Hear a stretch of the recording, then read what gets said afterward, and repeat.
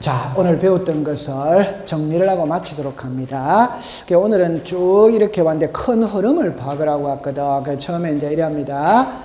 지난 시간까지는 지적을 배웠어요. 이번 시간에는 등기를 배웠거든. 그래서 등기가 무엇이냐 이러면은 누가 등기관이 어디에다가 등기부에다가 부동산의 표시와 권리 관계를 기록하는 게 뭐다? 등기 되죠. 그러면 부동산 표시와 권리 관계를 기록하는 게 등기입니다. 여기서 우리가 배우는 거는 권리 관계를 배웁니다. 권리 관계는 소유권과 소유권 이외입니다. 그럼 첫 번째 등기할 수 있는 대상이거든. 그래가 1번은 물건이고 2번은 권리입니다. 그래서 이 물건은 동산과 부동산인데 다른 거 신경 쓸 필요가 없고 요것만 딱 공부를 하면 됩니다. 자, 요리를 해보세요. 여기에 용익권이 있고 저당권이 있다.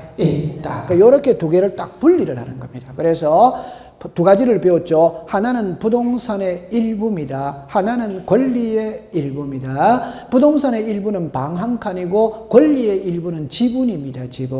그러면 요 용익권 있죠. 이거는 부동산 일부에 됩니다. 그래서 방 한 칸만 전세가 된다 안 된다? 된다. 그러나 방 한 칸 은행에 저당 잡힐 수는 뭐다? 없다. 됐죠? 권리의 일부는 지분입니다. 그래서 지분의 용익권은 안 됩니다. 왜? 용익은 사용수익하는 것이고 이 사용수익은 부동산을 사용수익하는 것이지 지분을 사용수익하는 게 아닙니다. 저당권은 지분에 설정할 수 있다. 오늘 공부의 키는 이 두 개 용익권과 담보권으로 분류를 한다. 그것만 딱 알고 가면 됩니다.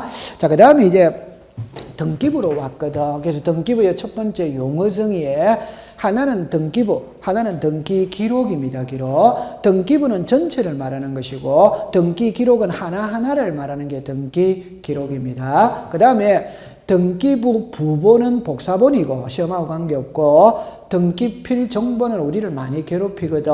그래서 등기가 끝났다면은 학교를 졸업하면 졸업장 주듯이 등기가 끝났다면은 끝났다라는 증명서를 주는 거라. 그게 등기필 정보입니다. 등기필 정보. 오케이? 네. 그 다음에 이제 등기부로 갔거든. 등기부로 가면은 좁은 의미의 등기부가 있고 넓은 의미의 등기부죠. 그럼 좁은 의미는 토지와 건물이니까 시험하고 관계가 없고 넓은 의미로 등기부는 이런 것들도 등기부로 본다 이 말입니다. 폐쇄 등기부 말할 게 없어요.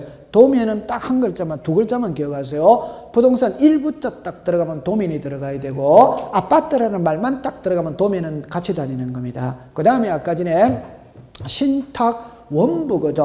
그러면 부동산을 맡기는 게 신탁 원부인데 신탁인데 부동산은 한 개 맡길 수도 있고 10개 맡길 수도 있어요. 그러면 신탁 원부는 부동산을 10개 맡기면 신탁 원부도 몇 개? 10개. 그래서 매 부동산마다 별개의 신탁 원부를 작성한다. 요래만 해두면 되고 그 다음에 공동담보 목록이거든.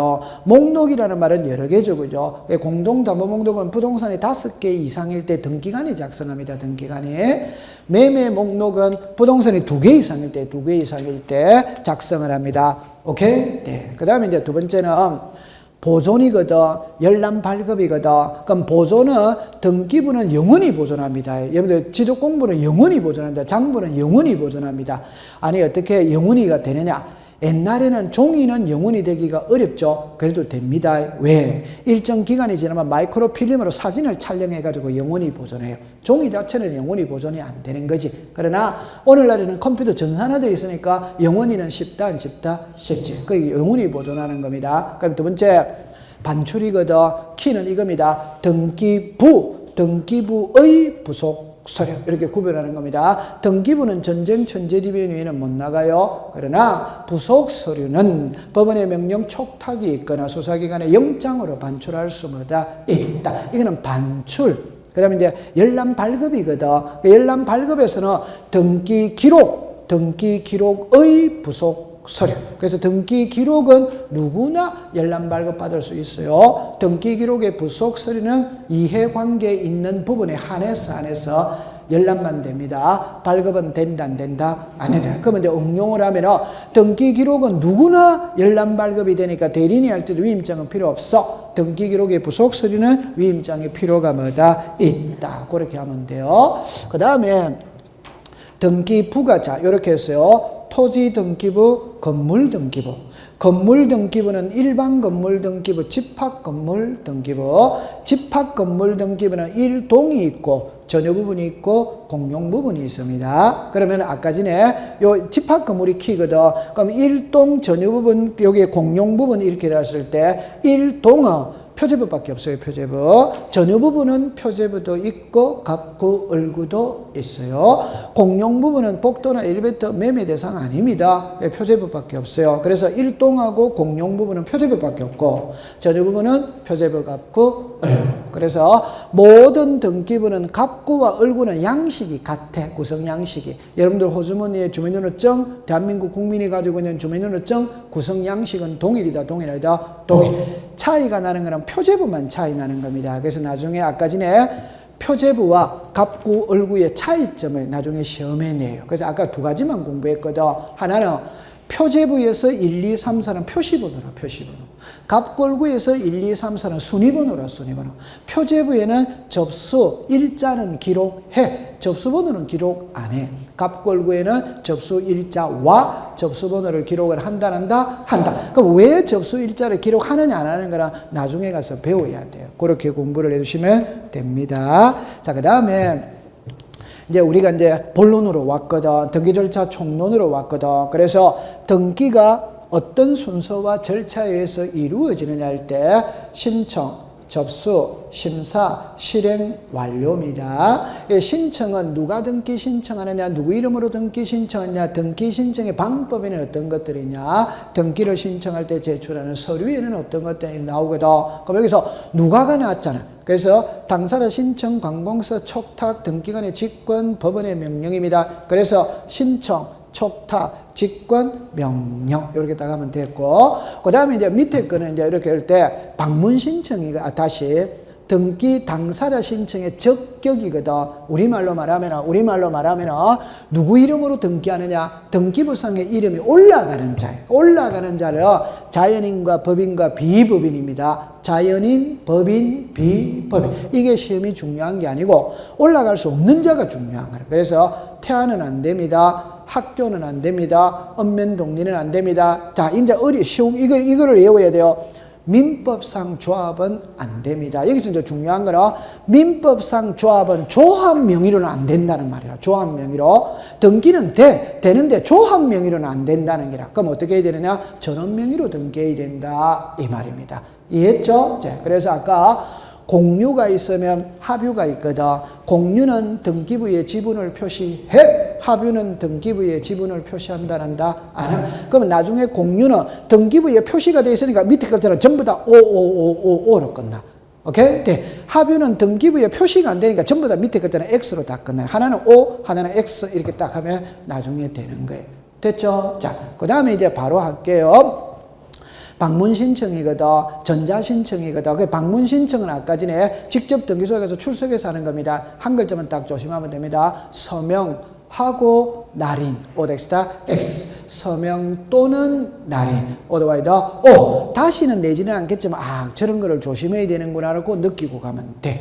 맞죠? 네. 그 다음에 간이는 1인, 정정은 전원, 통과. 전자신청은 있잖아요. 첫 번째, 자연인과 법인은 전자신청 됩니다. 비법인은 안 돼. 방문신청의 대리는 제한이 없어. 전자신청의 대리는 변호사, 법무사만 돼. 인감은 방문신청에서만 존재하는 말이지 전자신청에는 공인인정제도가 있기 때문에 전자신청이라는 말은 존재하지 않아. 자, 그러면 오늘 공부의 하이라이터.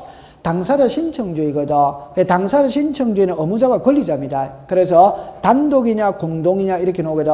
오케이? 의무자 권리자가 같이 하면 공동, 어느 일방이 하면 단독입니다. 이 일방은 주로 의무자를 말하는 거, 권리자를 말하는 거예요. 권리자 혼자면 단독, 의무자가 들어가면 공동. 그러면 각각의 등기마다 의무자 권리자를 차단해야 돼. 그래야 서류가 해결이 되는 거예요. 서류. 그래서 오늘은 좀 전에 우리가 배웠을 때 지상권이다, 지역권이다, 전세권이다, 임차권이다, 저당권이다. 답은 똑같아. 답은 똑같아요. 그래서 집주인은 설정자, 세입자는 시작 전세권자. 그래서 답입니다. 전세권 설정자, 전세권자. 저당권 설정자, 저당권자. 답은 전부 다 같은 겁니다. 그러면 이제 갑이 을에게 전세를 주거든.